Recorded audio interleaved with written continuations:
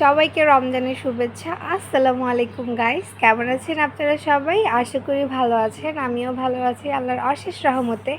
চলে আসলাম আমার একটা নতুন ভিডিও নিয়ে। আর ভিডিও শুরুতে কিন্তু রান্নাবান্নার আয়োজন চলছে, কারণ আজকে পরিবারের সবাইকে একসাথে ইফতার করা হবে, তার জন্য সেই উপলক্ষে একটু রান্নাবান্নার আয়োজন চলছে।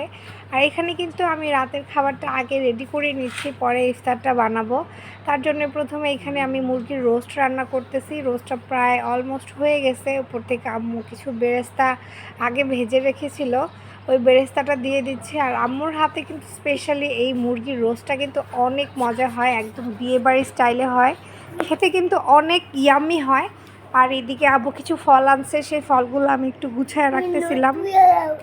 আর কি কি ফল আনছে সেটাও একটু শেয়ার করি। এখানে কিন্তু অনেক রকমের ফলই আছে। আর এখানে আব্বু শশা আনছিল, এখানে বড়ই ছিল, তারপর ওই ঝুড়িটার মধ্যে আম, কাঁচা আম ছিল, তারপর এই যে এখানে আপেল আছে, বাঙ্গি আছে, তরমুজ আছে। তারপরে যে এখানে কিন্তু ইফতারের আয়োজন করা হয়েছে, ইফতারগুলোও কিন্তু আমি বানাই ফেলছি। কি কি ইফতার বানাইছি সেটাও একটু শেয়ার করি। এখানে আছে শাস্তি, ডিম চপ বানাইছি আমি।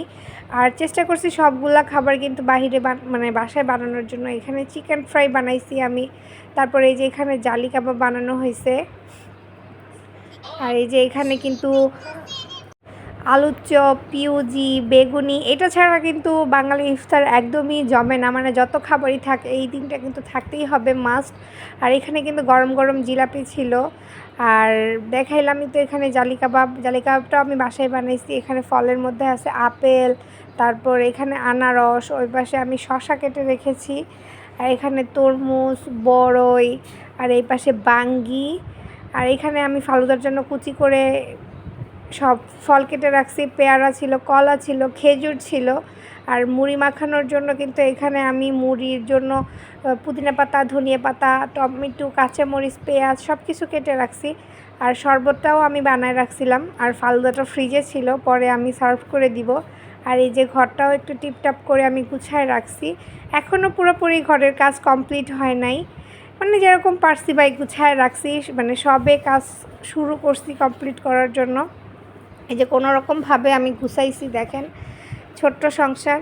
আর এখানে কিন্তু তাজের বাবা বসে বসে তেলাওয়াত শুনতেছিল, আর আমি এই ফাঁকে একটু ভিডিও করে নিলাম। দেখেন এখন আমিও ফ্রেশ হই নাই, কারণ রান্নাবান্না শেষ করে গুছায় রাখছি। এখন সুন্দর করে হাত মুখ ধুয়ে উঁচু টুচু করে তারপর ইফতার করতে বসবো। এখানে আমি পানির গ্লাস ট্লাস সবগুলো আগে এনে রাখছি। আর ওই ঘরটা মানে আমাদের দুইটা রুম, একটা ড্রয়িং রুম আর একটা বেডরুম। এই যে এটা কিন্তু ড্রয়িং রুমের কাজও কিন্তু এখনও বাকি আছে, বললাম না রং টং করা বাকি আছে। এখানে ফ্রিজটা রাখছি, তারপর এখানে ওভেন, তারপর টুকিটাকি কুকারগুলো রাখা হয়েছে। এসিও এখনও ফিট করা হয় না, এসির মেশিন টেশিং, এসি টেসি সবও এখানে এনে রাখছি। আর তাজের তো খেলনা ভাই আছেই, মানে এক ঝুড়ি খেলনা, ওর খেলনা গুছাইতে গুছাইতে আমার দিন পার হয়ে যায়। আর এই যে ভাই এই এতটুকু সময়ের মধ্যে এই ইফতারের আয়োজন করতে পারছি। আর বললামই তো পরিবারের সবাইকে নিয়ে ইফতার করব। এখানে ভাবি আছে, ভাই আছে, এটা কিন্তু আমার ফুফাতো ভাই রনি ভাই, আর সাথে আছে আমার ভাবি মিতু ব্লগার। সবাই আপনারা কম বেশি ওনাকে চিনেন। আর এই যে ইফতার নিয়ে বসে আছি, আজানের অপেক্ষা করছি। আল্লাহর হুকুম হলেই কিন্তু আমরা সবাই মিলে ইফতার শুরু করব। আর ইফতার শেষ করে কিন্তু রাত্রের ডিনারটাও কিন্তু একসাথে করে ফেলছি। রাতের ডিনারে আমি বানাইছিলাম, এখানে আছে জালি কাবাব, ভেজিটেবল পোলাও, আর ছিল মুরগির রোস্ট, সালাদ। মানে যেহেতু ইফতারের সময় ভারী অনেক কিছু খাওয়া হয়েছে, তার জন্য আর বেশি আইটেম বানানো হয় নাই। এখানে কিন্তু আদিনও ছিল, আদিনের মাকেও দাওয়াত করা হয়েছিল। ফুপি মার্কেটে গেছিলো, তার জন্য আর আসতে পারে না। খাবার দাবার শেষ করে এখানে সবাই মিলে চিকেন ফ্রাই খাইছি। এখানে অনেকগুলো চিকেন ফ্রাই আনছিল আমাদের ফ্রাই বাকেট থেকে। আজকের জন্য এই পর্যন্তই, আল্লাহ হাফেজ।